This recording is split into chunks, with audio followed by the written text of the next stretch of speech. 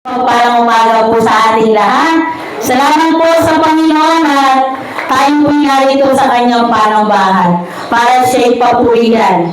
Ang ating dadakilain sa araw na ito ay walang iba kundi ang tunay na Diyos na meron sa ating puso.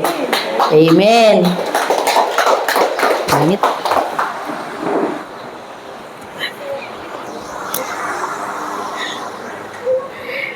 Sobrang kasinggal ako kanina doon sa pagtatamburin na.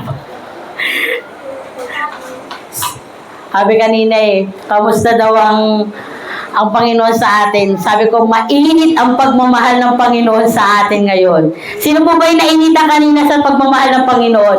Habang nagpupuri tayo, napakaganda ng ating pag-aawitan. Sobrang ramdam na ramdam natin ang Panginoon kanina, no? Talagang, dahil doon sa tema natin, talagang ang gusto ng Lord, maramdaman natin ang tunay na pag-ibig niya dahil ang nagpaparamdam nito sa atin ay tunay na Diyos. So, inahiyahan ko po kayo sa ating maikling panalangin. Yes, Lord. Hallelujah. Salamat po, Panginoon. Salamat, Lord, sa maganda at mabiyayang Panginoon umaga, Panginoon, sa araw na ito, Panginoon.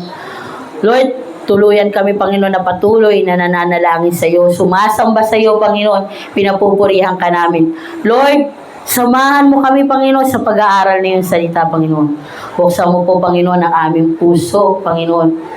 Hayaan mo, Panginoon, na ang salita mo, Panginoon, ay matanim sa aming mga puso, Panginoon. Bayaan mo kami, Panginoon, na bukas na diwa, Panginoon, upang higit namin maunawaan, Panginoon, ang gusto mong ipahiwatig sa amin, Panginoon. Bigyan mo kami, Panginoon, ng kalakasan, Panginoon.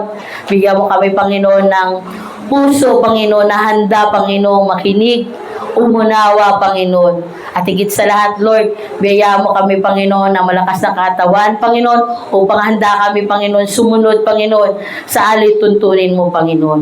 Lord, sa umagang ito, itago mo nga po, Panginoon, ako sa iyong likuran, Panginoon. At hayaan mo, Panginoon, na ikaw, Panginoon, ang mahayag, Panginoon. Ang kadakilaan mo, Panginoon, ang sumako, Panginoon, sa kabuuan, Panginoon, ng panambahang ito, Panginoon. Ikaw ang aming maranasan, Panginoon. Ikaw ang aming marinig, Panginoon. At hindi ako, Panginoon, ang kanilang makita, Panginoon. Lord, wala silang makikita sa akin, Panginoon, kundi mga pagkakamali ko, Panginoon. Pero Lord, nagpapasakop ako, Panginoon, sa iyong kapangyarihan. Upang, Panginoon, tuluyan nila, Panginoon, maunawaan, Panginoon, ang talisay mong mensahe sa amin sa umagang ito, Panginoon. Lord, wala akong maitataas, Panginoon. Hindi ko po itinataas ang aking sarili, kundi nagpapasa ilalim ako, Panginoon, sa iyong kapangyarihan. At ikaw lamang, Panginoon, ang mahayag sa umagang ito, Panginoon. Maraming salamat, Lord. Samahan mo po kami at katagpuin mo, Panginoon, ang bawat puso, Panginoon, ng iyong anak na narito, naririnig nila, Panginoon, ng iyong mensahe. At sa mga kapatid namin, Panginoon, na wala pa rito, Lord, samahan mo sila, Panginoon. Ikaw nga, Lord, ang umakay sa kanila, Panginoon, upang sabay-sabay kami, Panginoon, na maranasan ang presensya ng tunay na Diyos, ang pagpapala ng tunay na Diyos. Maraming salamat, Lord. Sa iyo ang papurit parangal sa pangalan ni Jesus. Amen. So, ito na po yung ika-4 na linggo sa ating tema ng The Golden Calf Worship in the Postmodern Generation. So, marami na po tayo napakinggan na mga aral. Pinapauna ko lang po sa inyo, ang salita po ng Panginoon, kahit paulit-ulit natin naririnig, ang dulot po nitong aral sa buhay natin ay laging bago. Walang luma sa salita ng Panginoon. Ang salita ng Panginoon ay laging bago. Kaya, narinig na namin niya kay Bishop, narinig na namin niya kay Pastor Joe. Patuloy po natin maririnig sa iba't iba pang tao na tatayo sa pulpitong ito. Pero ang pagpapala ng Diyos at ang gusto niya iparating sa inyo ay laging bago. Kaya luma man nasasabihin ko, maniniwala akong bago pa rin ito para sa inyo. Dahil ito'y gawa ng Panginoon para sa akin. So, totoo lang, nakakatatlong na ako, title. Yung unang title ko nakalagay doon, Crushing the Golden Calf When God is Existing. So, tapos napalitan na naman. Tapos ngayon, ito na naman. Sabi ko, Lord, Hindi ko alam kung ano ang ilalagay ko, pero Lord, kung ano ang gusto mong ibigay sa akin at alam kong matututunan ng mga kapatid, doon po ako. So, ito po yung kahuli-hulihan, ang kahangalang pagsamba sa mga Diyos-Diyosan. So, marami na tayong naririnig na mga aral, na mga tumayo dito, si Bishop, si Pastor Joe. Pero, lagi naman bago ang salita ng Lord. So, salamat sa Panginoon dahil narito tayo. Tunay na sasamba sa Kanya. Tunay na katatagpuin natin ang Panginoon. At nawa, sa inyong mga kinalalagyan dyan, ihanda natin ang ating puso't isipan. Alam ko ngayon pa lang may gagawin ng kakaiba sa inyo ang Panginoon. Amen? Amen. So, buksan po. Ay, dito pala. Kaya pala nalilito. Iyon. So, buksan po natin ang ating... Ito lang ba? Ito lang ba? Ito? Okay. Ayun. Buksan po ang ating aklat sa book ng Isaias. Isaias 44 verse 9 to 20. To, hinamak ang pagsamba sa mga Diyos-Diyosan. So, sabi po dito sa verse 9, walang kwentang tao ang mga gumagawa ng rebulto at walang kabuluhan ang mga Diyos-Diyos ang kanilang pinahahalagahan. Mga bulag at hangal ang sumasamba sa mga ito, kaya sila'y napapahiya. Walang idudulot ng mabuti ang paggawa ng mga rebulto para sambahin. Tandaan ninyo, ang sumasamba sa mga ito ay mapapahiya lamang. Ang mga gumagawa nito'y tao lamang, kaya't magsama-sama man sila, parang kulang. Verse 12, ang panday ay kumukuha ng isang pirasong bakal at inilalagay ito sa apoy. Pagkatapos ay pinupukpok niya ito sa pamamagitan ng malalakas na bisig hanggang sa magkahugis. Sa paggawa nito, siya ay nauuhaw, nagugutom, at napapagod. Verse 13. Ang karpintero naman ay kumukuha na isang pirasong kahoy. Ginuguhitan niya ito ng anyong tao. Saka inuukit hanggang sa mayari ang isang magandang imahe. Pagkatapos, ilalagay niya ito sa kanyang bahay. Pumipili siya at pumuputol ng isang matigas na kahoy sa gubat tulad ng cedar, encina at cypress. Maaari din siyang magtanim ng laurel at ito ay hintayin lumaki habang dinidilig ng ulan. So talaga umaasa talaga sila sa Panginoon no? Ang kaputol na kahoy nito ay ginagawang panggatong at ang nakaputol naman ay ginagawang Diyos-Diyosan. Ang isang piraso ay ginagatong para magbigay ng init sa kanya at para gatong sa pagluluto. Ang isang piraso ay ginagawang rebulto para sambahin. So, nakakakilabat pag talagang inintindi natin ang pagbabasa. Verse 16, ang ibang piraso ng kahoy ay ginagawang panggatong. Dito siya nag-iihaw ng karne at nasisiyan siyang kumain ito. Kung makadarama siya ng init ng apoy, ay nasasabi niya ang ganito, salamat at hindi na ako giniginaw. Verse 17. Ang natirang kahoy ay ginagawa nga niyang Diyos na kanya niluluhuran at sinasamba. Dumadalangin siya sa rebulto. Iligtas mo ako sapagkat ikaw ang aking Diyos. So kanina, naggatong siya. Ay, namatay. Ito yun. Wala na itong battery. Mamamatay din. So, yung kanina, yung kahoy, iginatong niya. Yung natira, ginawa niyang Diyos. At dumalangin na iligtas mo kami. Talaga nga naman no? Doon sa kahoy humingi ng kaligtasan.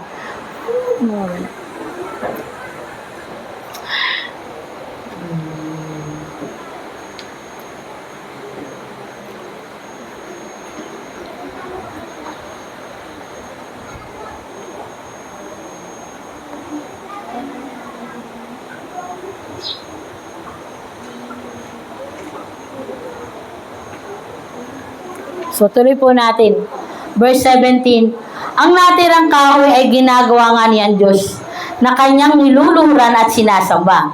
Dumadalangin siya sa ribulto, iligtas mo ako sapagkat ikaw ang aking Diyos. Verse 18, ang mga taong gayon ay mga mangmang at hindi inuunawa ang kanilang ginagawa. Tinakpan nila ang kanilang mga mata at sinarahan ang isipan sa katotohanan. So alam naman nila ang katotohanan. Pero sinasarahan nila ang kanilang isip.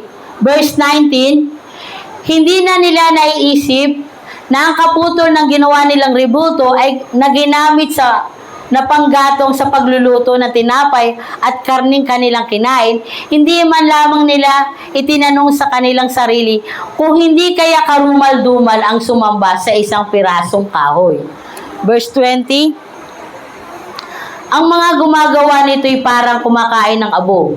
Lubusan na siyang nailigaw ng kanyang maling paniniwala at mahirap nang ituwid. At hindi siya papayag na ang ribultong hawak niya ay hindi mga Diyos. So may paninindigan siya, hindi daw siya papayag na hindi maging Diyos yung ribultong hawak niya. So, at meron pa po tayong isang verse na babasahin, ito po yung sa Jeremiah. Sabi po dito sa verse 11, mayroon bang bansa na nagpalit ng kanyang mga Diyos? Kahit na ang mga ito ay hindi naman talaga Diyos. Ngunit ipinagpalit ako ng bayan, aking pinarangalan, at sila'y sumamba sa mga Diyos-Diyosan, wala namang kabutihang magagawa para sa kanila. Kaya manginig kayo sa takot, o kalangitan, manggilalas kayo at manghilakbot, akong si Yahweh ang nagsasalita. Dalawa ang kasalanan ng aking bayan. Tinalikuran nila ako na bukal na nagbibigay buhay, at humukay sila ng mga balon, ngunit mga balong butas na walang naiipon tubig. Salamat sa Panginoon. So, yan po yung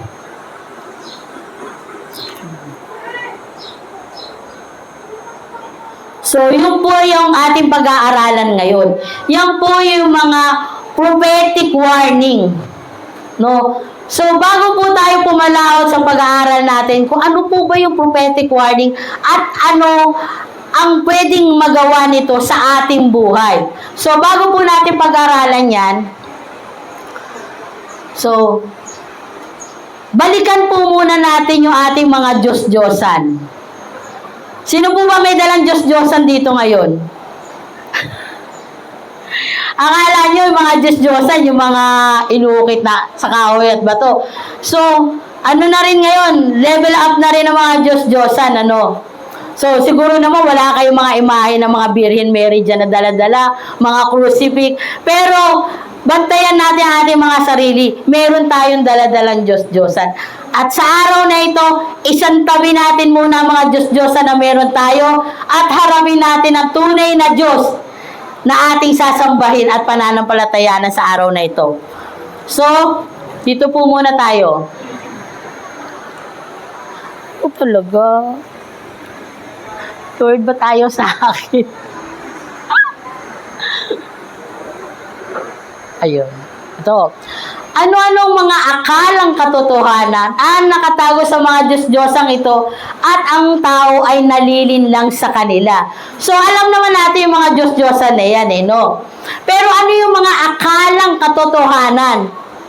No? Kailangan alukayin muna natin ng konti. Ano ba yung mga akalang katotohanan na to? Bakit hindi na lang sabihin na katotohanan kung katotohanan? Bakit mayroong akalang katotohanan pa? No? So, ang number 1 dito, ito po. Akala natin sa mga Diyos-Diyosang mayroon tayong pag-asa. So, alam ko lahat tayo galing tayo sa iisang relihiyon. So, wala pong problema doon. So, hindi ko po sinasabi na mali yun, tama ito. Pero ang tama po talaga yung relasyon natin sa Panginoon. Kung paano tayo tunay na nakikipag-ugnayan sa Panginoon at kung paano tayo tunay na gumagawa para sa Panginoon. No? So, sabi po dito, akala natin sa mga Diyos-Diyosan, mayroon tayong pag-asa. Sabi po sa Isaiah 41 to 29, lahat ng Diyos-Diyosan ay walang kabuluhan. Wala silang magagawang anuman dahil sila'y mahina at walang kapangyarihan. Antibalik. Ayun. So, ang mga tao po ay nagkakamali at nagkakasala. Walang anumang bagay na nagmula o ginawa ang tao na maaaring maging perpekto o maaaring maging Diyos. Dahil gawa ito ng taong makasalanan. So, wala pong bagay na perpekto na ginawa ang tao. Dahil ang tao hindi perpekto, Diyos lamang ang perpekto. So, hindi perpekto ang mga Diyos-Diyosan. Kaya hindi nila nakikita ang ating mga pagpihirap. So, ano ang halimbawa ng Diyos-Diyosan? Halimbawa po, kunyari, pera. So, yung pera po, may mukha po ng tao yan. So, kahit may matay ang pera na yan, hindi niya nakikita yung paghihirap natin. Pero tayo, habol tayo para makuha lang yung pera na yan. So, doon pala, lugi na tayo eh. Hindi alam ng pera ang paghihirap natin. Pero tayo, nagpapakahirap tayo para lamang makuha siya. Ang mga Diyos-Diyosan natin, sabi nga, inukit yan sa anyong tao. Kahit may mata yan, hindi yan nakakakita. Kahit may tenga yan, hindi yan naririnig yung mga hinaing natin at mga panalangin natin. Kahit may paa yan, hindi yan nakakalakad para yung landasin natin ituwid niya. O kaya samahan tayo sa mga pagtahak natin, sa mga pagsubok. Hindi niya magagawa yan. At hindi tumutugon, kaya't wala tayong aasahan sa Kanya. No? Wala tayong aasahan sa Panginoon. Ay sa Diyos-Diyosan. So, akala lang natin meron tayong pag-asa pero wala. Ito, akala natin ang mga Diyos-Diyosan ay perpekto at banal. So, basahin po natin sa awit 111 verse 4 to 8. Sabi po dito, ngunit ang kanilang mga Diyos ay yari sa pilak at ginto, nagawa lamang ng tao.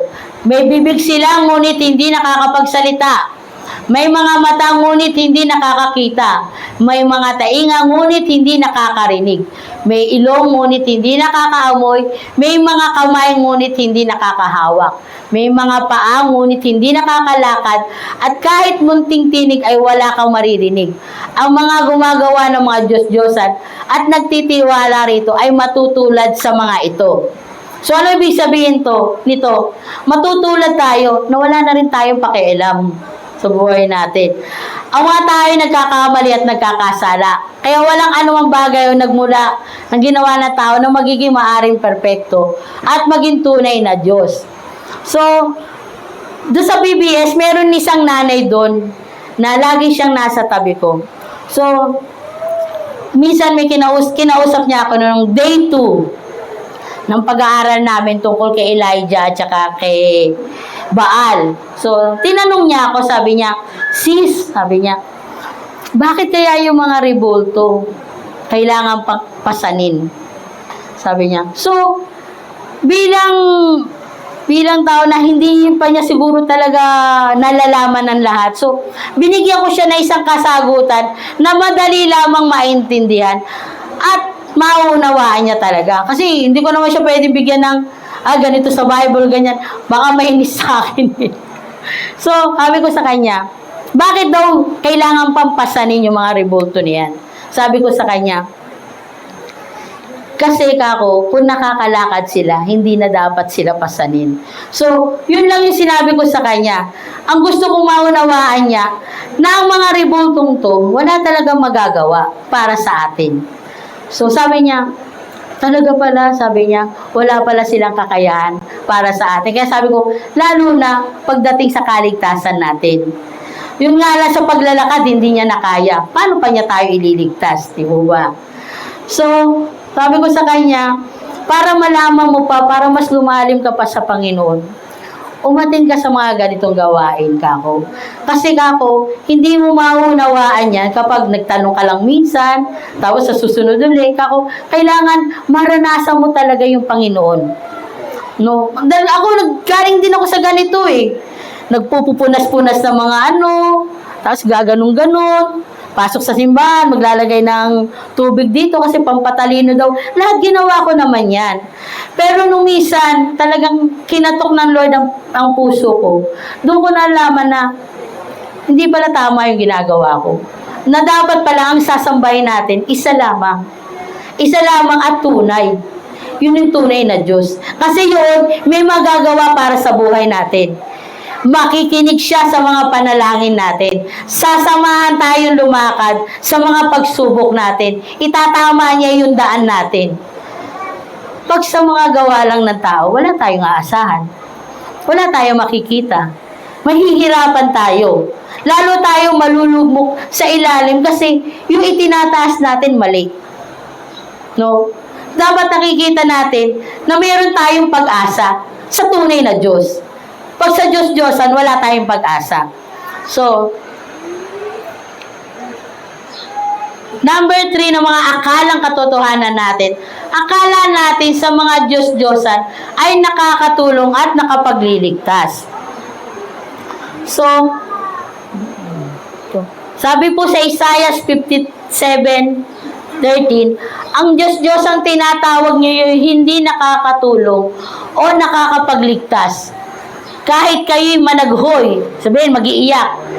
Ang mga Diyos niyo'y lilipad kung hangin ay umiihip. Kaunding ihip lamang sila'y itataboy. Subalit ang totoo, ang taong sa kanya'y may tiwala at laging umaasa, ang banal na bundok at ang lupaing ito'y mamanahin niya. Meron pa kayong kasunod. Ang mga Diyos-Diyosan ay walang kakayahan na ang tao ay tulungan at bigyan ng pag-asa. At kaligtasan dahil ito ay gawa lang ng tao at walang kapangyarihan. Ang mga Diyos-Diyosan ay walang buhay na pwedeng ialay kapalit ng ating buhay. So, itong mga kahoy na to, sila'y dating buhay. Pero nung sila'y pinutol, nalayo sa may buhay na kahoy, namatay na rin sila. So, walang pwedeng gawin o walang buhay na pwedeng kapalit ng ating kaligtasan. Pero ang Panginoong Hesukristo ay buhay.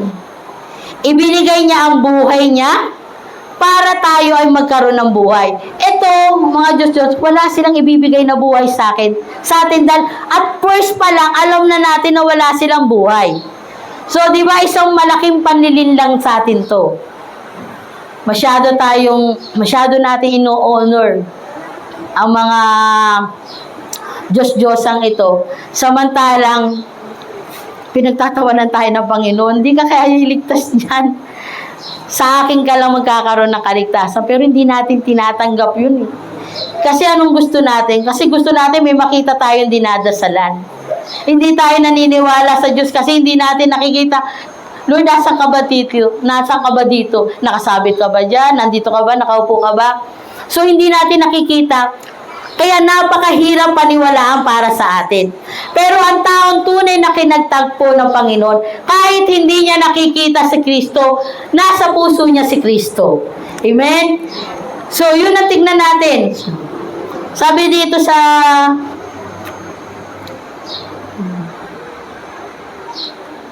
kailangan pag-pray na talaga. So, ito po yung isa pang akalang katotohanan. Akala natin ang mga Diyos-Diyosan ay mga tunay na Diyos. Sabi po sa Jeremias 10:14-15, sa harapan niya ang bawat tao ay mistulang mangmang. Malalagay sa kahiyan bawat panday sapagkat ang ginawa nilang mga Diyos-Diyosan ay hindi totoo at walang buhay. Sila'y walang silbi sapagkat likha lamang ng pandaraya. Wawasakin silang lahat ni Yahweh. So, walang panama ang mga Diyos-Diyosang ito. Kahit ilan pa yan, wawasakin lang sila ng Panginoon. Ano ba kasunod? Ito, ang mga Diyos-Diyosan ay hindi totoo at ito'y likha lamang ng pandaraya na nagiging dahilan na ating paglayo sa Diyos.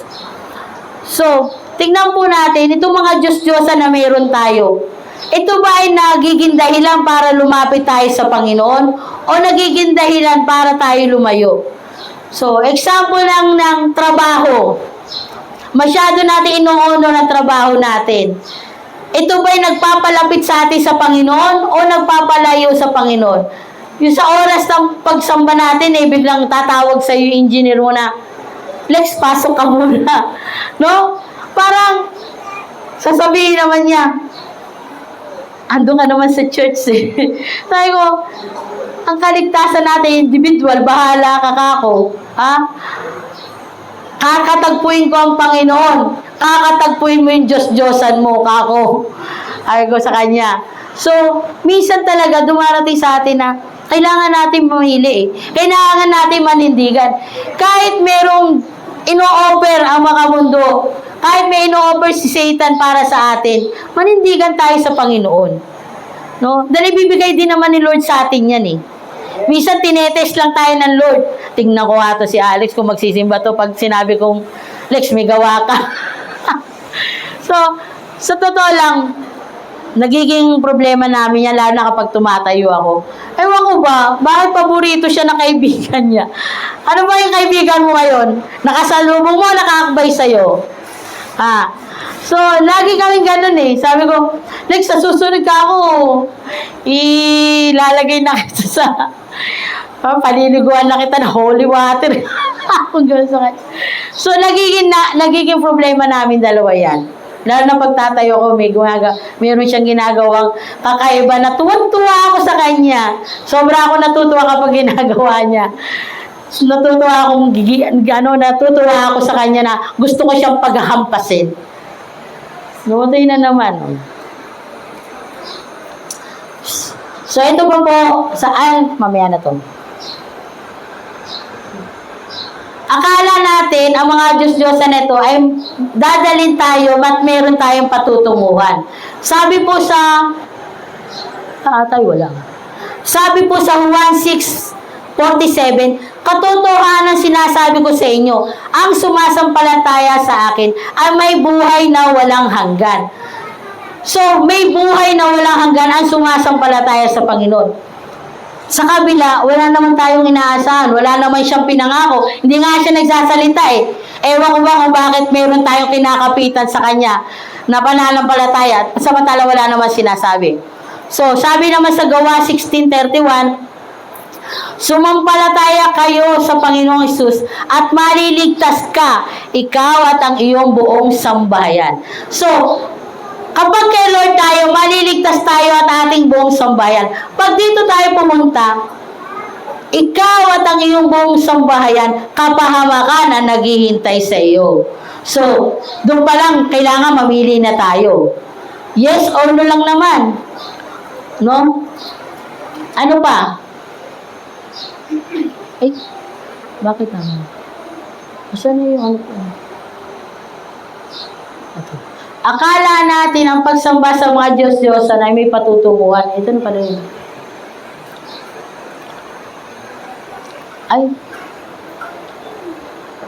So, ayan. Sa tunay na Diyos may patutunguhan at ang langit ang ating hantungan. Sabi sa John 14:6, ako ang daan, ang katotohanan at ang buhay. So, wala makakapunta kundi sa pamamagitan ko. So, meron tayong daan na nilalakaran. Ito isa, wala siyang daan na lalakaran kasi di nga siya nakakalakad. So, bubuhatin natin siya saan? Wala rin tayong patutunguhan kasi wala tayong direksyon. Pero kapag ang Lord Jesus ang tinignan natin, meron tayong direksyon sa Kanya. Meron siyang daan na ibibigay sa atin. Ang gagawin lang natin, sundan ang daan na yan. Maraming tinik, oo. Maraming kapahamakan, oo. Maraming problema, oo. Dahil hindi naman sinabi ng Lord na kapag tinanggap mo ko, lahat yan mawawala. Lahat yan itetest tayo. Hanggang makarating tayo sa dulo kung tayo nga ba'y karapat-dapat. Kaya kapag may problema tayo, Kahit mahirap, thank you Lord. Kasi kapag napagtagumpayan ko to, meron na naman akong problema sa susunod hanggang sa matapos. At pagdating sa dulo, Lord, ikaw ang reward ko. 'Di ba? Magkakaroon ako ng tunay at buhay na katawan kasama ka sa langit. No? Merong ginagawa ang Panginoon para sa atin. So, ito lamang po yung intro natin. No? So, papasok na po tayo dun sa verse na binasa natin sa Isaiah at saka sa Jeremiah. So, sabi po dun sa book ng Isaiah, ito yung mga kamangmangan ng mga tao at ang paggawa nila sa mga Diyos-Diyosan na walang saysay at walang kabuluhan. So, hayag na hayag ang mga kaingotan ng mga tao, no? Isang pirasong kahoy, yung kalahati ginatong, yung kalahati sinamba. Pagdating naman sa Jeremiah, ito yung mga kasamaan natin na ginawa natin na ipinapakita rito yung matinding lungkot at galit ng Diyos dahil ipinagpalit natin siya sa mga bagay na gawa lang ng tao. So, ayun po yung mga verse na yun ay tinatawag na prophetic warning. Pero bago pa nga po yan, ano po ba yung prophetic warning? Para po meron tayong kaalaman. Ang prophetic warning po, ito ay mensahe ng Diyos na ipinapaabot sa pamamagitan ng mga propeta o lingkod ng Diyos. Ang layo nito ay hindi para takutin ang mga tao, kundi upang bigyan ng tao ng pagkakataon na magsisi, magbago at umiwas sa kapahamakan. So kapag nabasa po natin to, yung mga verse na to sa Isaiah at sa Jeremiah, huwag po natin katakutan. Dahil hindi ito ibinigay ng Lord para matakot tayo. Kung hindi ibinigay ito ng Lord para magkaroon tayo ng pangunawa na baguhin yung sistema ng buhay na nasimula natin sa mali, papunta sa maayos na buhay. So, hindi ito porket warning, hindi ito babala para takutin tayo. Kundi babala ito na baguhin natin, ayusin natin sarili natin. Maglingkod tayo sa tunay na Diyos. So, ano po ba yung mga prophetic warning? Yung nakapaloob po doon sa binasa natin, ha? Sabi po dito, babala laban sa pagkapagod at walang kabuluhan. So, sabi po sa Isaiah 44:12, ang panday ay kumukuha ng isang pirasong bakal at inilalagay ito sa apoy. Pagkatapos ay pinupupok niya ito sa pamamagitan ng kanyang malakas na bisig hanggang sa magkahugis. Sa paggawa nito, siya ay nauuhaw, nagugutom at napapagod. So, yung po mga nagpapanday, yung po kasi, habang mainit pa, kailangan pukpukin mo na ng pukpukin para mag-form siya sa kung anong gusto mo. Dahil kapag hinintay mo lumamig yan, matigas na po yan, hindi mo na yan mapupukpok. Kaya habang mainit pa, pukpukin mo na ng pukpukin.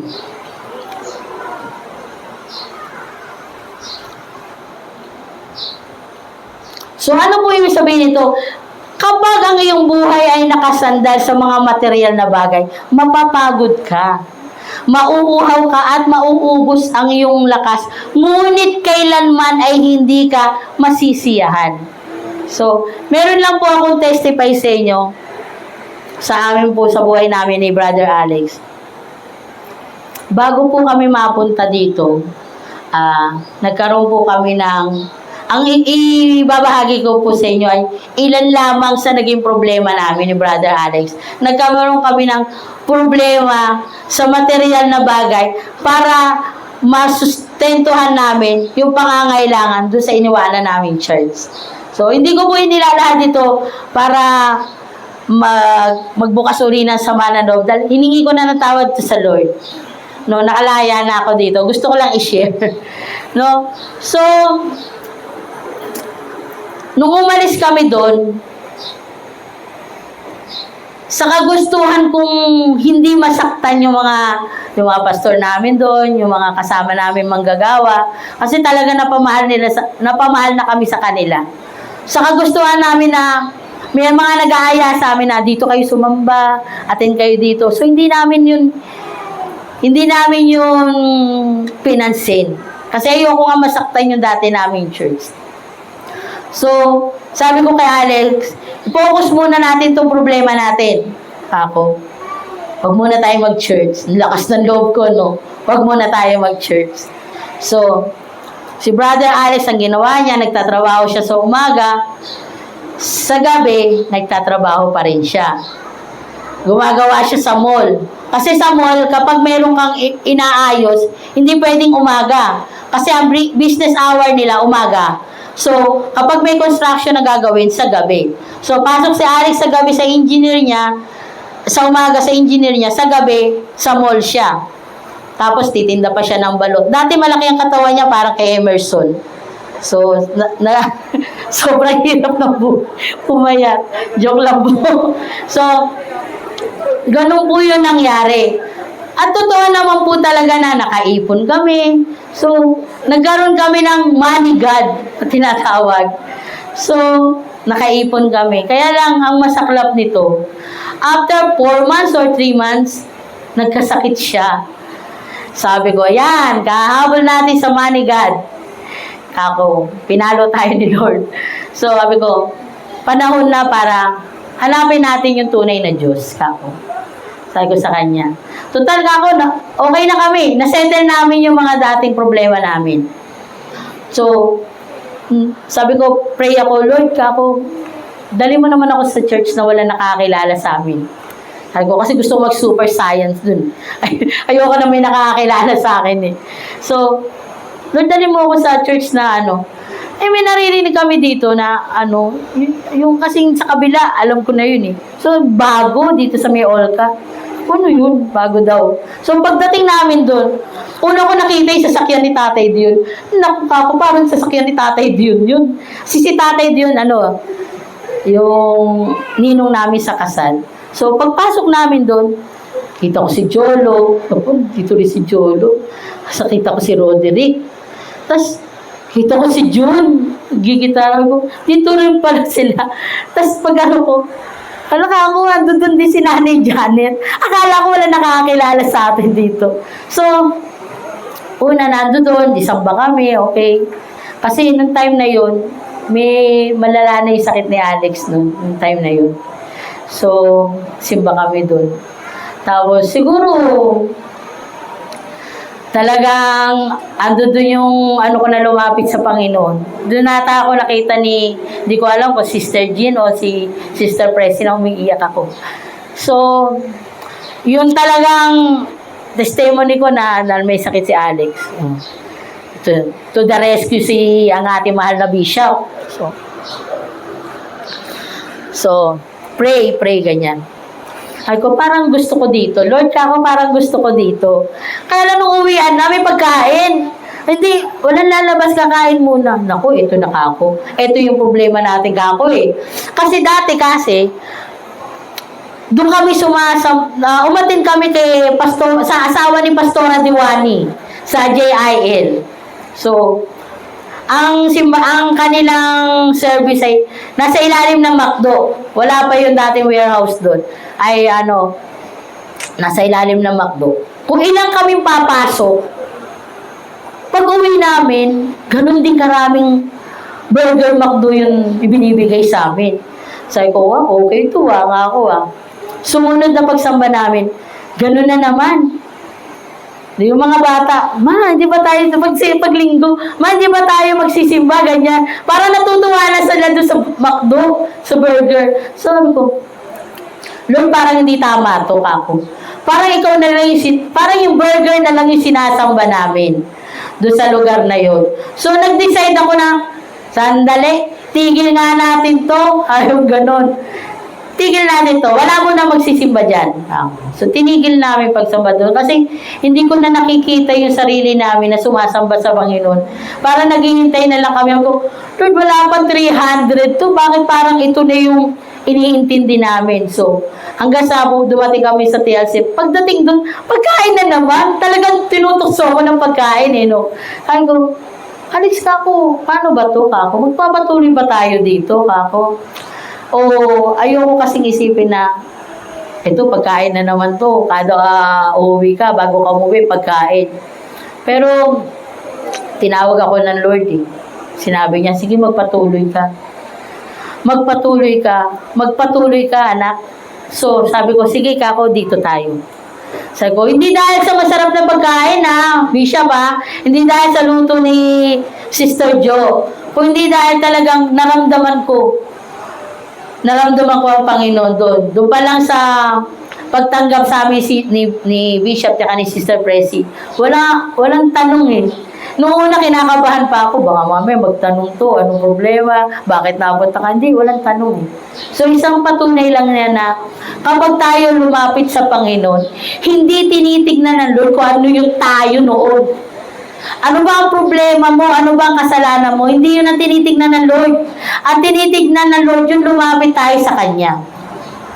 So, sabi ko kanina, makikita natin ito yung pag-aaral na to at paano natin ito mapagtatagumpayan. So, anong solusyon ang kailangan natin mapaglabanan para sa babala na ito na pagkapagod na walang kabuluhan? So, ito po yung solusyon. Kapag ang iyong buhay nakasandal sa mga material na bagay, mapapagod ka, mauuhaw ka, at mauubos ang iyong lakas. Ngunit kailanman na hindi ka masisiyan. Ang solusyon, suriin natin ang ating mga sarili. Sabi dito sa Isaiah 44:20, ang mga gumagawa nito'y para kumakain ng abo. Lubusan na silang naliligaw ng kanyang maling paniniwala at mahirap nang ituwid. At hindi siya papayag na ang ributong hawak niya ay hindi mga Diyos. Mahirap ituwid, sabi dyan. Meron po ba mahirap para sa Panginoon? Wala. Kung inaakala natin na ang mga Diyos-Diyosan na meron tayo ay hindi natin kayang iwan, nagkakamali po. Kaya po nating iwan yan. Kaya po nating baliwalayin yan. Basta lamang po tayo ay diretsyon lumapit sa Panginoon. Yung tunay po nating hinahanap ang Panginoon. Dahil kami ni Alex, hindi namin hinayaan na talunin ng McDo Burger ang aming pananampalataya. Ang hinanap namin ang Panginoon. Iniwan namin yung ganong bagay. At meron pa nga mas marami doon kasi talaga nagpapamigay pa sila Pero hindi namin intindi yun. Ang inintindi namin, si Lord, kaya kaming bigyan yan. Kahit nga buong McDo, kaya ibigay ng Panginoon No? Huwag tayong titingin sa konting bagay na ibinibigay sa atin ng mga maling desisyon natin. Ang tignan po natin yung malaking bagay na ibibigay ng Panginoon sa ating buhay. At iyon ay ang ating kaligtasan. Salamat po. Pangalawa po, babala ng pagkabulag at kawalang halaga sa tunay na Diyos. Sabi po dito sa Isaiah 44:9-11. So, binasa na po natin yan. Hindi ko na po sasabihin. So, ang espiritual nating pagkabulag at kawalang halaga sa Diyos ay nagdudulot sa atin ng panganib. Panganib sa buhay natin ngayon, panganib sa buhay na darating, at panganib sa eternal na buhay. Sabi ko nga po sa inyo kanina, sumampalataya ka sa Panginoong Hesus, maliligtas ka, ikaw at ang iyong sambayan. Kaya kung tayo po ay mali ang ating pagsamba, at ang pagsamba natin ay sa mga Diyos-Diyosan, manganganib ang buhay mo, buhay ng iyong mga mahal sa buhay, at buhay ng iyong buong sambahayan. Gusto niyo po ba manganib sila? So, nagsisimula po yan sa inyo. So, sisimula po yan sa atin. Tayo pa lang kailangan ayusin na natin ang sarili natin para sa mga susunod na henerasyon natin. So, ano po ang solusyon dyan? Buksan na ang ating espiritual na paningin. Sabi po sa Isaiah 61:2, bumangon ka, Jerusalem, at sumikat na tulad ng araw. Liliwanagan ka ng kaluwalhatian ni Yahweh. Mababalot ng kadiliman ang buong daigdig, ngunit ikaw ay liliwanagan ni Yahweh, at mapupuspos ka ng kanyang kaluwalhatian. So, ano po yung catch dito? Kung tayo ay maliliwanagan na liwanag ng Panginoon, may kadiliman man, ngunit hindi tayo malilinlang. May kadiliman man, hindi tayo madarapa. May pagsubok man, hindi tayo ibabagsak. Bakit? Meron tayong tunay na Diyos na kinakapitan. Kapit tayo sa tunay na Diyos. Sa kadakilaan ng Panginoon, doon lamang tayo kumapit. Dahil kapag ang kinapitan natin, walang buhay, babagsak po tayo. Kapag kinapitan natin, yung ating mga Diyos-Diyosan, babagsak po tayo. Kinapitan natin trabaho, babagsak tayo, mawawala tayo sa church. Lagi na lang tayo nasa trabaho. At salamat sa Panginoon, narito tayo ngayon. Yung iba nandun sa kanilang Diyos-Diyosan, nasa mga mall, nasa mga pasyalan. Pero tayo dito, kinakatagpo natin ang tunay na Panginoon. At salamat po sa Panginoon. At narito po tayo. Ano pa po? Babala sa balong butas. So, sabi po sa Jeremias 2:13, dalawang kasalanan ng aking bayan. Tinalikuran nila ako na bukal na nagbibigay buhay, at humukay sila ng mga balon, ngunit mga balong butas at walang naiipong tubig. Ang mga makamundong bagay ay parang basag na drum. Gaano man ito punuin ng saya at pera at tagumpay, laging tumatagas. Hindi nila nito kayang pakalmahin ang uhaw mong kaluluwa. So, ito po yung solusyon. So, tanggapin natin si Jesus. Tanggapin natin ang Diyos ng bukal ng buhay. Sa pamamagitan niya, hindi na tayo muling mauuhaw dahil ang buhay natin ay puno ng karunungan mula sa Diyos at bubukal at babalong walang humpay. Ang tunay na pagtatagumpay ay ang pagpapanumbalik ng ating relasyon sa Diyos. So, dito pa lang po, kahit anong gawin natin, paglapit sa Diyos, walang absence sa church, laging present sa kanyang gawain, faithful sa pagbibigay ng tithes.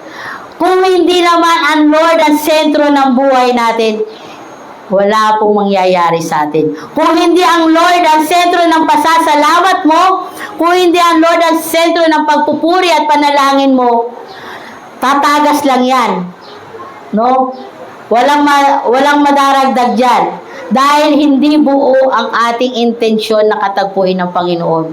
So, dun po lagi tayo. Ano po ba ang intensyon natin? Bakit nagsisimba tayo? Ano po ba ang intensyon natin? Bakit sumasamba tayo sa Panginoon? Sa Panginoon. So, kung ang tunay na buhay, meron ba ba?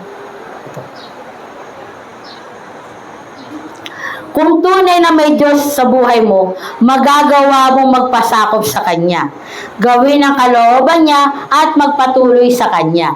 So, yun lang po. Kung si Lord, ginagawa nating Diyos at Panginoon sa ating buhay, walang kulang dapat sa atin. Dapat nga nag-uumapaw pa tayo.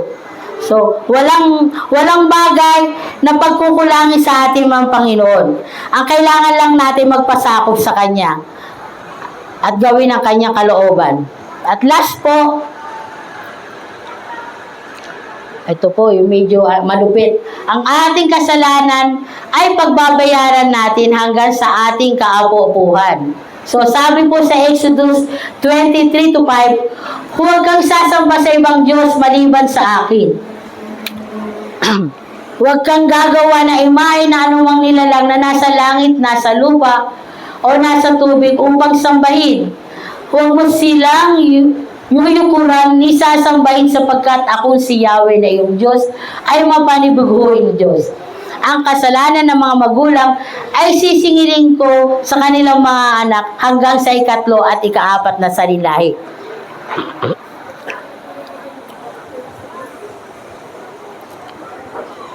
So, ano po ibig sabihin nito?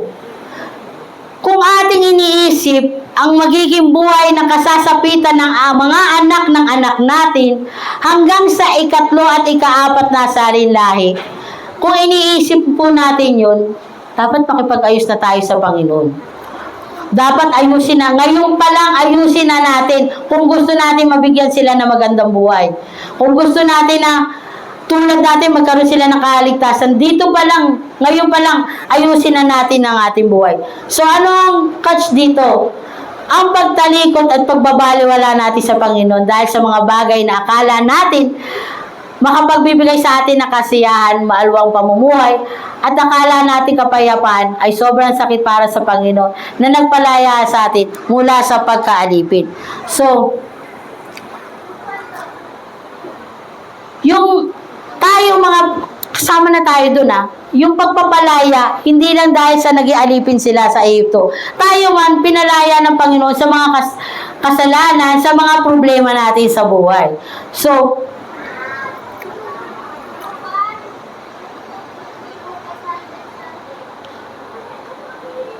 anumang kasalanan, kamalian ni ginawa natin, mararanasan niya na ikatlo hanggang ikaapat na salinlahi natin. Pero napakabuti ng Panginoon sa atin. Kahit ipinaparanas ng Panginoon sa atin ang minsan mga galit niya, minsan nakakaramdam tayo na parang pinapalo tayo ng Lord. So, ipinararamdam ng Lord na naiinis ako sa iyo. Iniwan mo ako So, dahil pinararanas sa atin ng Panginoon, pero yung balik naman ng Lord kapag tayo ay nanumbalik sa Kanya, ito yung pangako niya, Napakaganda. Sabi niya dito, Exodus 26, ngunit ipinadarama ko ang aking pag-ibig sa libo-libong salinlahi na mga umibig sa akin at tumutupad sa ating mga pangako. Mga kapatid, hindi lang ikatlo, hindi lang ikarapat na salinlahi. Kapag tayo ay nagtino sa Panginoon, libo-libong salinlahi ang makakaranas ng pagpapala at pag-ibig ng Panginoon. Ang Lord sinungaling ba? Hindi sinungaling ang Lord. Kapag sinabi ng Panginoon, ginagawa niya yan. So, kung iniisip natin ang kasasapitan ng ating mga anak at mga salinlahi ngayon pa lang, ayusin na natin ang paglilingkod natin sa Panginoon. Ngayon pa lang, piliin na natin ang Panginoon kung sino ang Panginoon na ating sasambahin. Ngayon pa lang, sabihin mo na sa Lord, Lord, hindi kita iiwan. Ngayon pa lang, iparanas mo na sa Kanya na walang ibang Diyos na kailangan ka maliban sa Kanya. Ang Lord ay buhay. Nararamdaman niya kapag nasasaktan tayo. Nararamdaman niya kapag nahihirapan tayo. Nararamdaman niya kapag kailangan natin ng tulong. Di po ba kayo nagtataka? May problema tayo pero napagtatagumpayan natin. Minsan walang-wala tayo, may kakato. May meron dala-dala tulong para sa iyo. So yung lahat ng iyon ay ginagawa ng Diyos. Lahat ng iyon ginagamit ng Panginoon para lamang maniwala ka na totoo siya, na tunay siya, na anumang problema meron ka, matatapos ka dyan. No? Pero na lang kung pipiliin mo sa kabila ng mga problema mo, magpakamatay ka. Yun lang. Doon pa lang tinapos mo na. Doon pa lang sinabi mo na, Lord, hindi kita kailangan. Kasi winakasan mo na yung buhay mo Pero dahil laging merong Panginoon, laging merong pag-asa para sa Panginoon, anong gagawin natin? Maghintay tayo sa kung ano ang gusto ng Panginoon gawin natin. Huwag tayong gagawa ng sarili nating hakbang. Huwag tayong gagawa ng sarili nating balon. No? Sabi nga, kahit itutok mo yung pagpapala dyan sa lalagyan mo, hindi yan mapupuno. Bakit? Hindi mo intensyon na pagpalain ka ng Panginoon. No? Minsan tinitingnan ng Lord, ano tayo? Ano ba yung intention natin? Ano ba yung paglapit natin sa Panginoon? Gaano tayo kaseryoso sa paglapit sa Kanya? O ginagawa na lang natin to para lang masabi, nakapagsimba ako, nakita ako ni Bishop sa church, umawit ako. Pero yung intention nun, pag uwi mo, ang dami na naman natin problema, hindi naman nawala. Nagsimba tayo pero hindi nawala. No? Kasi nakatutok tayo sa problema natin. Hindi tayo nakatutok sa anong kayang gawin ng Panginoon sa buhay natin. Kapag ang tinignan natin ang problema, nasa likod ang Panginoon, hindi malulutas yan. Pero kapag tinignan mo ang Panginoon sa likod ng problema mo, malulutas yan, kapatid. At hindi hahayaan ng Panginoon na hindi ka magtagumpay sa Kanya. So, dito na po tayo. Nagugutom na po kayo. So, ito po yung ating conclusion. Sa panahong akala natin tila walang Diyos na nakakakita sa lahat ng pagsisikap na ating ginagawa. Tila walang Diyos na nakakatulong nating sa mga pagsubok sa buhay. O tila walang Diyos na nakakarinig ng ating mga hinaing at panalangin. Huwag kang gagawa agad ng sariling lunas. Huwag kang mag-iisip o maghaharap na may iba pang Diyos maliban sa tunay na Diyos. Na may ibang Diyos na makikinig sa iyo. Maaaring hindi natupad ng Diyos ang lahat ng iyan. Dahilan ba yan para talikuran natin siya?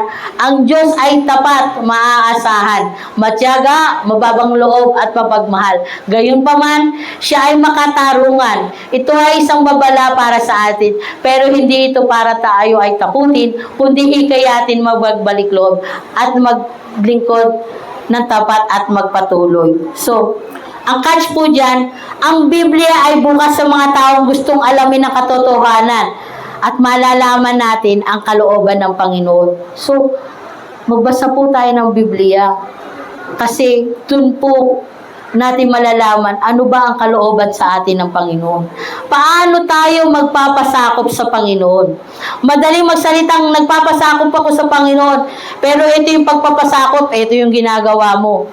So, kung tunay ang titingnan natin sa Panginoon ay ang ating pagpapasakop, na kahit alam mo masasaktan ka sa gagawin ng Panginoon, dito ka pa rin, mag-i-stick ka pa rin kahit masaktan ka.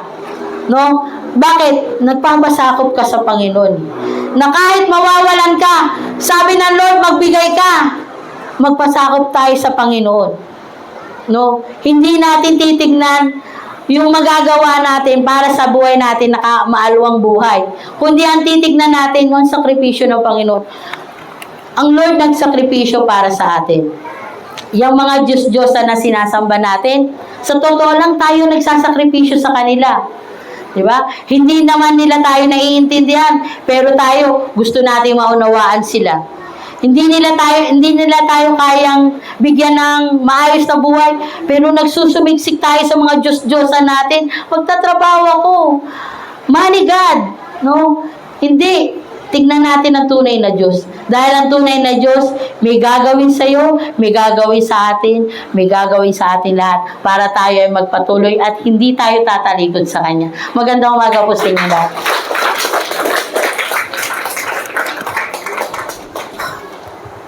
Ayan, magandang hapon po sa inyong lahat. Hahapunin na po tayo. Kaya inunahan ko na po kayo.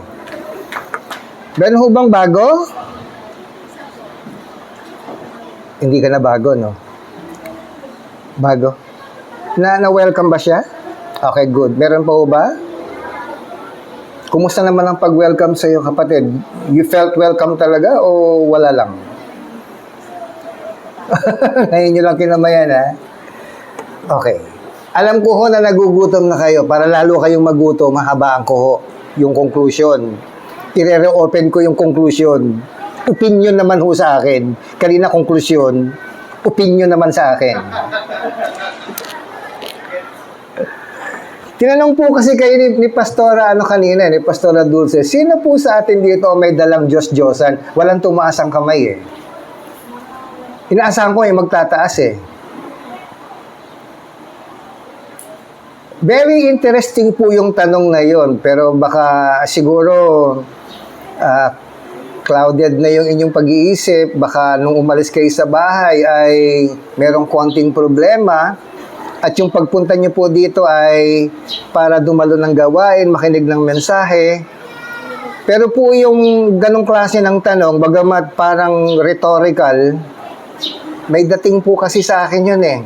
Uulitin ko po yung tanong, sino po sa atin dito ang may dalang Diyos-Diyosan? Ba't kayo nakangiti?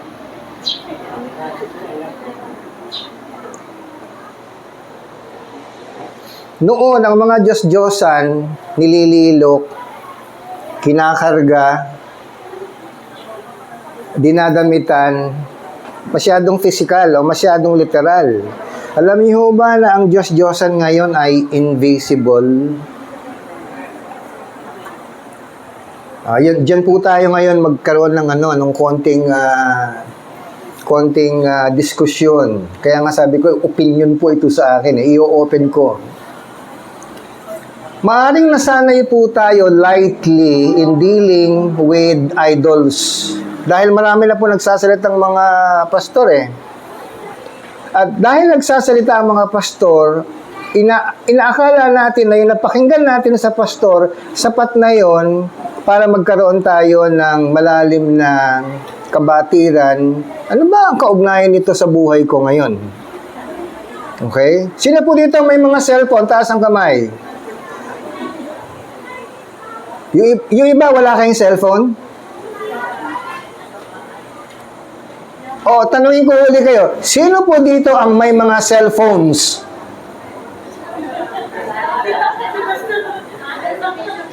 Kasi kayo na cellphone eh, dinagdagan ko lang ng S, cellphones.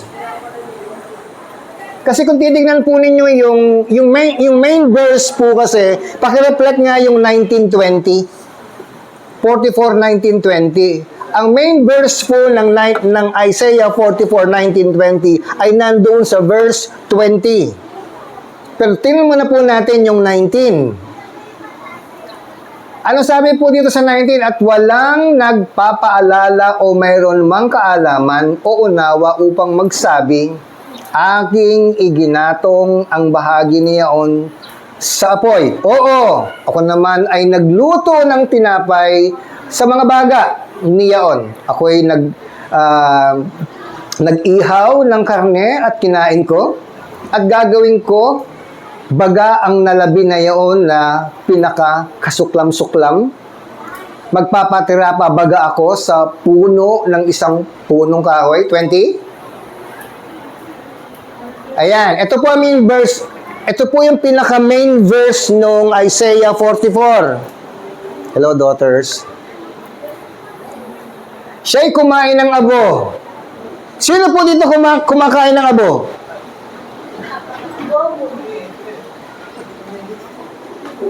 Pero ba't kayo, magtataka kayo, bakit sinabi yan ni Isaiah?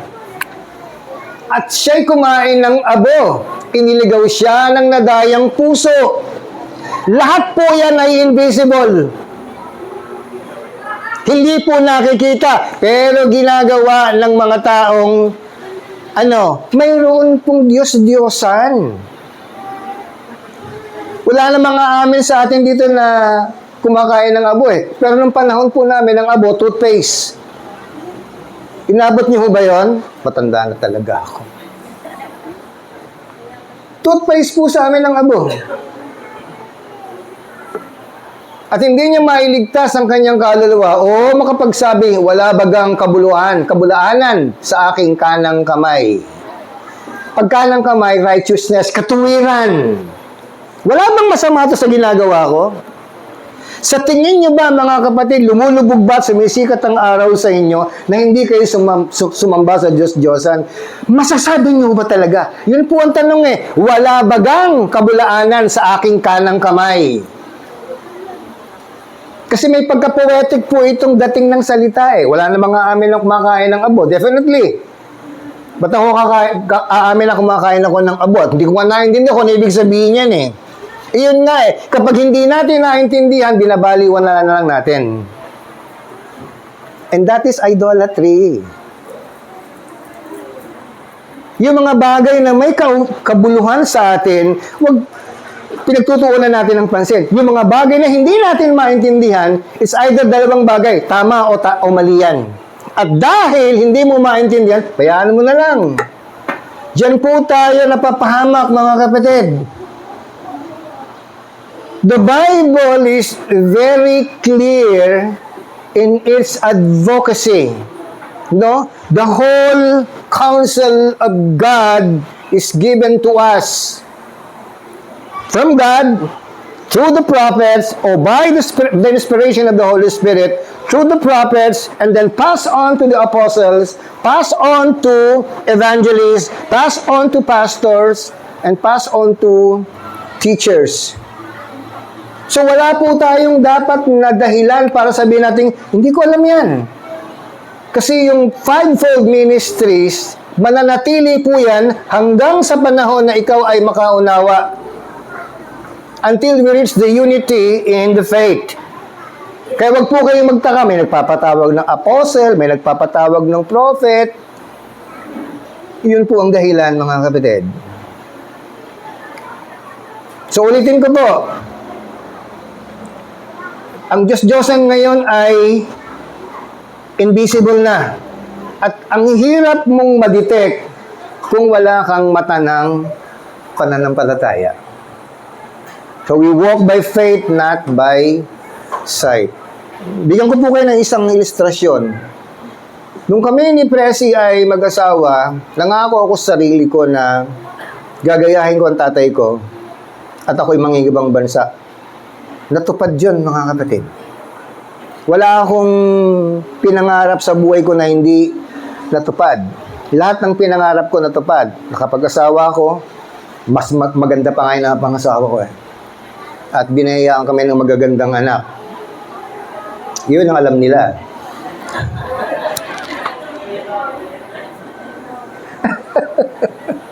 Kulang ng 2. 5 kayong ginawa namin, ba't 3 lang kayo? Anyway, nandun naman yung interest, yung tubo, si Aaron. Sabi ko sa sarili ko, may ibang bansa ako para magkaroon kami ng magandang kinabukasan. Sino po nakakaintindi sa akin? Lalo yung mga gustong mag-abroad. Kasi ang talagang tibok ng puso ko, gumanda ang aming buhay. Bakit? Dolyar eh. Mas malaki ang value ng dollar kaysa value ng Pilipinas. Pero mas malaki pala ang value ng kaluluwa. Hindi ko nakita yon. Ang nakita ko yung value ng pera. Tanungin ko kayo mga kapatid. Alin ang mas mahalaga sa inyo ngayon? Magandang kinabukasan? O magandang relasyon sa Diyos?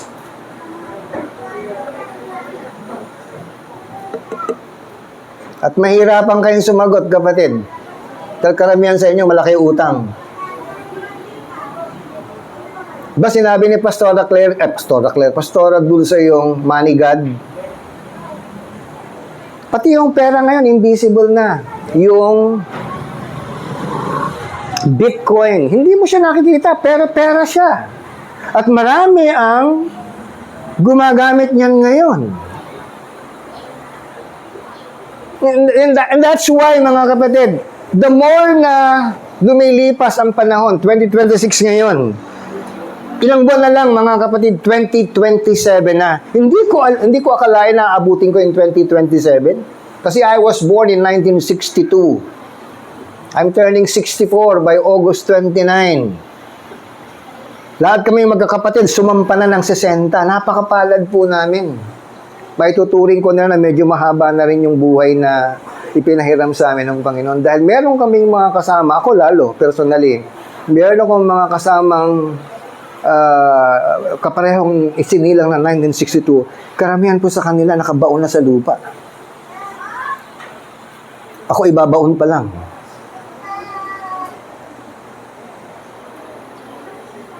Never po namin pinagawa na Sister Presi ang pera. Kasi hindi yun ang Diyos namin. Pero kailangan po namin ng pera. At the hands of the Almighty God, we abandon ourselves. Ano yung ibig sabihin ng abandon? Ipinagkatiwala na namin sa Panginoon ang buhay namin. Hindi come what may. Kasi di ba tayo bahala na? Come what may. Hindi po yun ang amin pong mantra. Hindi kami pagtatagpuin ni Sister Presi ayon sa plano at panukala ng Panginoon kung hindi naman magiging maganda ang relasyon namin. Magandang relasyon ko sa Panginoon. Pero mas magiging magandang relasyon ko sa Diyos kung kasama ko yung kabiyak ko. At kung loloobin ng Panginoon, niloob naman ng Panginoon na kasama namin ng mga anak namin. At kasama pa rin namin yung apo namin. Ngayon, nasaan na yung intention ko mag-abroad? Kasi nag-abroad nga po ako eh. Nakapunta po ako ng bahagi ng Saipan na pagmamayari ng Amerika o sakop pa rin ng Amerika. Yung pangarap ko na magkaroon ng magandang kinabukasan, hindi po nangyari dahil nag-abroad ako. Kaya kapag nakakita po ako ng tao, lalong-lalo na mga mag-asawa o lalaki na iniisip niya mag-abroad dahil una sa lahat, ang tanging nasa isip niya, magkaroon ng magandang kinabukasan. Nawa, doon sa mga mag-abroad, magkaroon kayo ng magandang kinabukasan. Dahil pagdating nyo sa abroad, mga kapatid, hindi naman naiiba ang temptation eh. Mas matindi ang temptation sa abroad, mga kapatid. Kasi walang magbabawal sa... Dito nga sa Pilipinas, pinagbabawalan nga ng asawa mo, nakakalusot ka pa eh. Tumalikod na ng konti asawa mo, okay na eh. Pumunta ka ng abroad. Kung wala kang disiplina sa sarili mo, hindi ka magkakaroon ng magandang kinabukasan. Lalong-lalo na kung wala kang disiplina sa Diyos. Because that is the origin, pinagmulan ng lahat.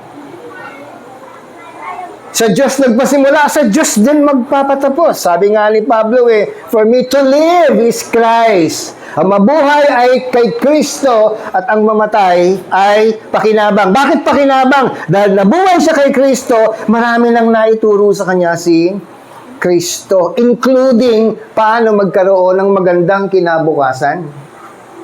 Do you think na kapag nagsisikap ka, lalaki, maganda ang kinabukasan mo, wait, magkaroon ka ng matinding sakit, tapos ang kinabukasan. Tapos ang kinabukasan, kung nakasalin tayo, nakasalalay, sa ating mga kilos gawa, ang sinasabi nating magandang kinabukasan. The Bible is not a book to give you, only to give you a brighter hope. O brighter future, di ba sabi ng Jeremiah 29:11, for I know the plans. Marami kang bagay na hindi alam. Ang alam mo lang, pag nagpunta ka ng abroad, gaganda ang buhay mo. Kapag nagkaroon ka ng trabaho, high-paying job, gaganda ang buhay mo. Who said so? Ikaw lang ang nagsabi noon. Nakapagtrabaho po ako sa corporate world, mga kapatid, maganda ang sahod. Napakaganda ng sahod. Every week. Hindi matatapos ang isang buwan. Lumilipad po ako pag madaling araw.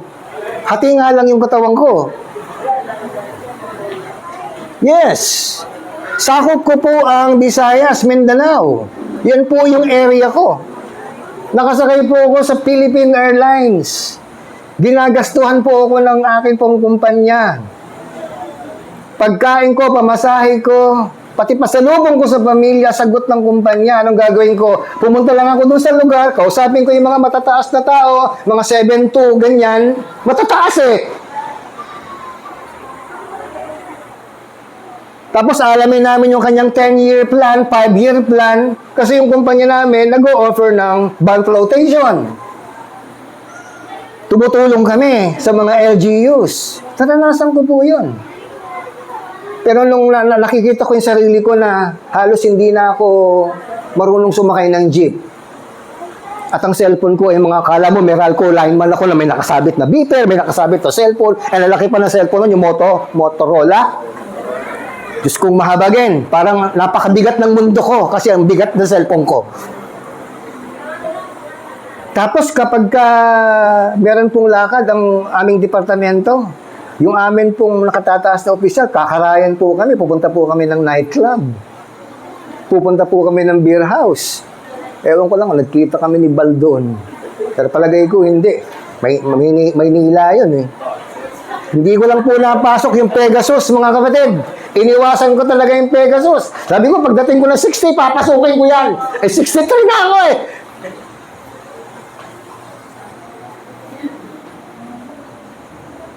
Ang ganda ng sweldo, mga kapatid. Meron kaming opisina dyan sa Ortigas. Yung Tectite Tower. Yung 7th floor, tsaka 11th floor. Yan po yung opisina po namin. Nandun po ako sa 11. Meron po akong corner doon. Nakaupo, meron akong mga tao. Ang sarap ng buhay ko, mga kapatid. Pag nagpupunta ako ng probinsya, Pinakamahal na hotel, pinakamahal na pagkain. May tagagising pa ako, boss, amo, manager, sir, oras na ho para mag-almusal kayo. Yung suite ko, malapit sa dagat, ilang hakbang lang, dagat na. Ano pang hihilingin ko kung sarap lang ng buhay, mga kapatid? Ang di ko lang binanggit sa inyo, pastor na ako noon. Yun po ang bumabalanse. Sabi ko sa asawa ko, ma, mukhang hindi ako tatagal dito. Si Presi po yung tumatanggap ng sweldo ko eh. Kasi naka-ano kami. Ano tawag doon? ATM. BPI po kami, mga kapatid. Very person important. BPI. Baliktad, no?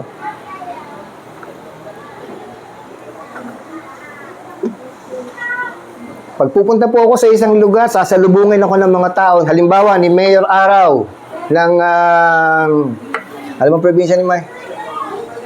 Pagadian, Tacloban, Cagayan de Oro, Cebu. Pag lumalapag po ako ng airport, may sumasalubong sa akin. Meron po nagsusuot sa akin ng SAS. Welcome, architect! Tapos dadalhin ako sa hotel. Yung hotel ko, doon ako nakabook. Tapos pagagaling ko doon, gano'n ako ng courtesy call. Pupuntahan ko na si Governor Petilla ng Cebu, ng Tacloban. Tapos pag nandito sa Pilipinas, mag-meet po kami sa Makati. Shangri-La, Makati.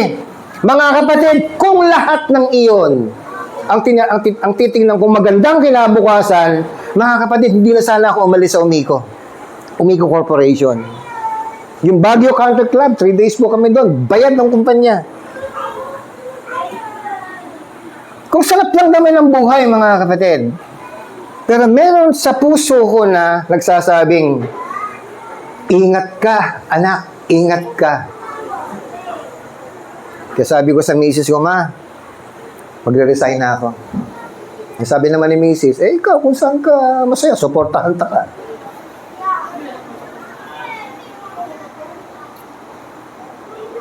Kapag nasa board meeting po kami, walang ibang pinag-uusapan sa board meeting kundi pera. Si Roman Cruz Jr., na tao ni Marcos, yan po ang isa sa mga naging amo ko. Mistiso yung taong yan. Nasa Forbes Park po ang bahay niya. Napuntahan ko na ang bahay niyan sa Makati Polo Club. Kung sarap din lang naman ang buhay, mga kapatid. Yung rocks, bago pa lang ang rocks, araw-araw na ginawa ng Diyos, yan po lagi ang kinakain namin. Kaya nagkakandasukan na kami sa rocks. Nakakain na ba kayo ng rocks? Yung bato, rocks. Real American Kitchen System, ang ibig sabihin ng rocks. Maya't maya po yan, mga kapatid. May nagpapadala po ng pagkain. Hanggang sa nalipat kami ng office sa Green Hills. Yung mga King family, naging amo ko yan. So naranasan ko pong mabuhay ng marangya. Pero hindi po masaya ang puso ko, mga kapatid. Kasi hindi ko na makita si Lord eh. Pastor po ako noon sa Masambong. Pagbukas ko ng hotel, ng bintana ng hotel ko, nasa Tacloban ako noon, yung hotel ni Imelda Marcos, yung mataas. Pagbukas ko ng bintana ko sa hotel, kita ko na yung mga napakagandang dagat, may mga vinta doon. Ang sarap sa pakiramdam. Laki ng kwarto ko. Ayan, mula doon sa speaker hanggang dito. Yan ang kwarto ko. Pero alog-alog ako doon. Sarap ng buhay, 3 days lang. Tapos balik uli ng opisina. And then another week, aalis na naman ako. Nung una, ang sarap. Pero kapag nakikita ko na yung airport, nasasawa na ako. Kasi sabi ko kay Mrs. Ma, magre-resign na ako. Sabi niya, sige. Yung huling sweldo ko, plus yung severance pay ko, binigay ko kay Presi. Nag-resign po ako, mga kapatid. Senior architect po ako. Lord, sabi ko, pag hindi pa ako inalis dito, babalik na ako sa dati. Ayokong sambahin ng pera. Ayokong sambahin ng mga bagay na hindi ko nakikita, pero sinasamba ko na. Imbes na malapit ako sa Panginoon, lumalayo na ako sa Panginoon. Hindi naman inalis sa akin ng Panginoon pagiging arkitekto ko. Arkitekto pa rin po ako. Ang kagandahan lang, may basbas ako ng asawa ko na pag full-time na as pastor. At mga kapatid, di ko lang masabi sa inyo bluntly kung paano ako pinagpala ng Panginoon nung piliin ko ang maging pastor kaysa maging arkitekto.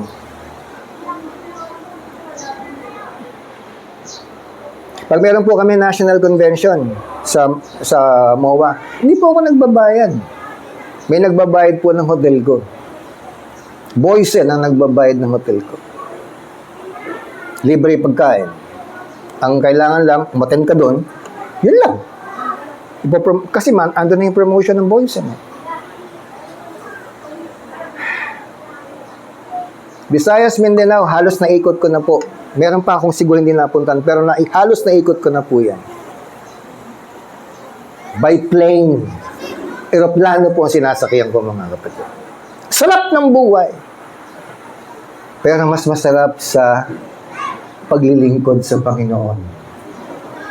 Hindi ko po alam kung paano nyo yung tatanggapin, pero kung ako po ang tatanungin, yun po ang aking karanasan at ang katotohanan sa akin pong paglilingkod sa Diyos. Kahit kailan di ako pinabayaan nila. Although naranasan po namin ni President na masaid, pero hindi kami totally nawalan. Paulit-ulit kami ibinabangon ng Panginoon kapag meron kaming mga pangangailangan. Kaya katulad niya, no? Yung mga bagay na ginagawa mo na hindi ka nabibigyan ng eternal na kontentuhan, yun ang ibig sabihin ng kumakain ka ng abo.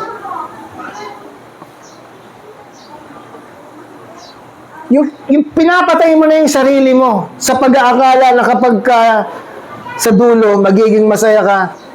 Nawa. Kapatid, nawa.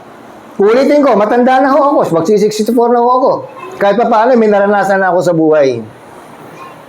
Pero hindi po ako minsan man pinabayaan ng Panginoon. Lalo na yung mga anak ko. Sabay-sabay po nag-aaral yan. At iba nag-aaral pa po uli. Ayan, si Dr. Claire. Ilang kurso na natapos niyan. Tapos na ako ng masteral yan. Na dapat ay magdo-doctorate na yan. Pero sabi niya pa, gusto ko mag-aaral. Sige. Kasi si mama naman na magbabayad ng tuition fee mo, hindi naman ako. Si Lord. Kapag yung mga bagay na ang plano mo, hindi kasama ang Panginoon, kumain ka ng abo at iniligaw ka na ng nadaya mong puso.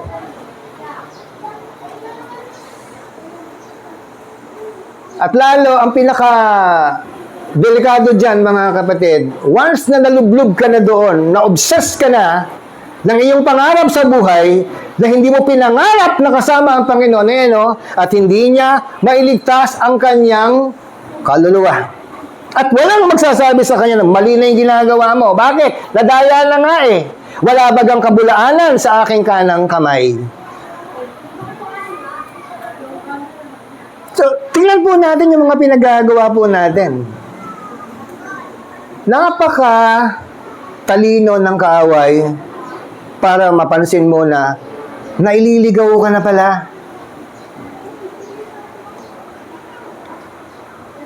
Andyan pa ba kayo? Ayan, last 12 na. Matatapos na po tayo ng introduction. Pwede na akong magbigay ng 3-point Hindi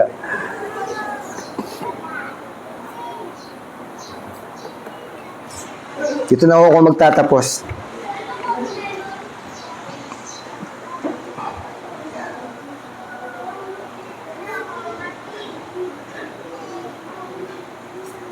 Idols are the product of human hands. Ano raw? Yung mga Diyos-Diyosan ay bunga o resulta ng paggawa ng mga kamay ng tao. So, balikan po natin. Yung Isaiah kasi ay nagpapakita na kung saan ilang Diyos-Diyosan ang nanduroon. Marami pong Diyos-Diyosan ng panahon na yon. At mas marami ang Diyos-Diyosan ngayon.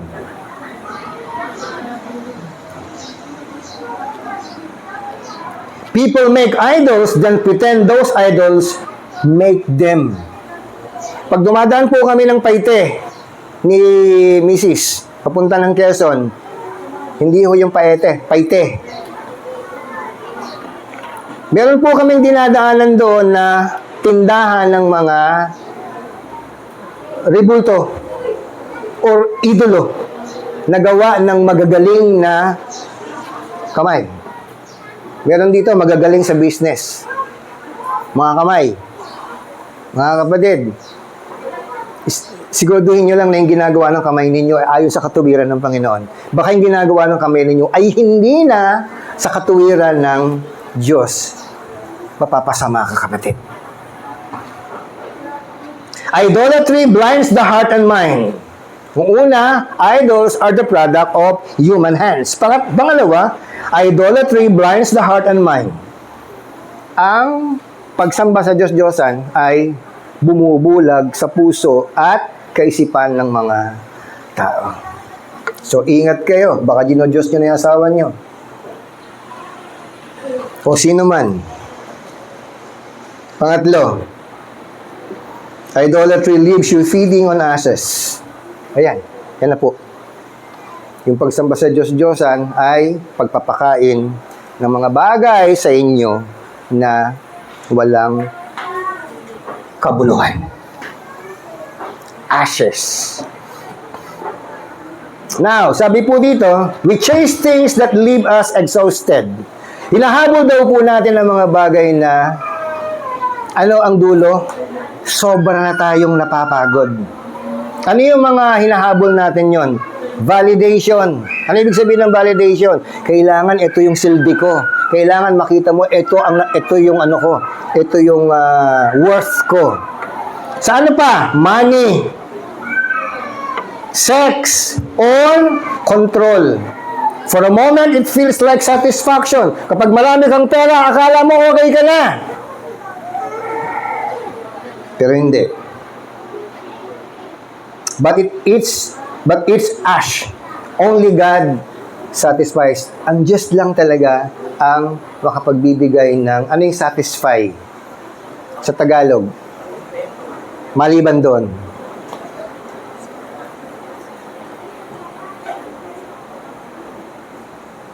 Kaluguran. No? Malulugod sa iyo ang Diyos at pagbibigay ka naman ng kaluguran sa Panginoon. Sabi ng Isaiah 55:2, why do you spend your money for that which is not bread, and your labor for that which does not satisfy?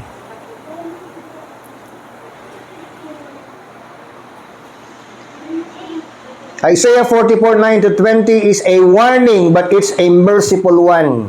Andun pa rin ang kahabagan. Kaya ngayon, no? Magbalik loob kayo sa akin. Hanapin po natin ang Panginoon. God exposes the lie, so you'll return to the truth. Return to me, for I have redeemed you. Tinubos na tayo ng Panginoon. Stop feeding on ashes, drop the idol, return to the Redeemer who already blotted out your sin. Yun ang atin pong kakontentuhan sa buhay. Hindi yung mga pagsisikap mo. Wala na kontento sa pagsisikap. Ang kakontentuhan natin sa Diyos. Ako po masasabi ko sa sarili ko, nagsikap din po ako. Pero mas masaya ang buhay, may kabuluhan ang buhay kung meron kang Diyos. Amen? Tayo pong lahat ay tumayo. Palakpakan po natin ang Panginoon. Tayo po'y mananalangin ng pasasalamat. Pagkatapos po ito